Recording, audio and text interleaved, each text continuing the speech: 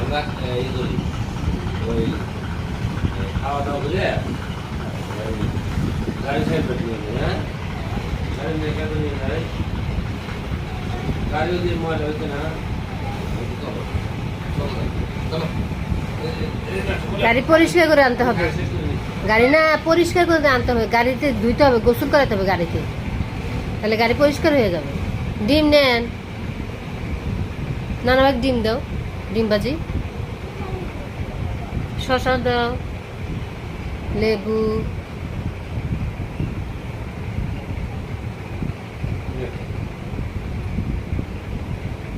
লেবু সিপা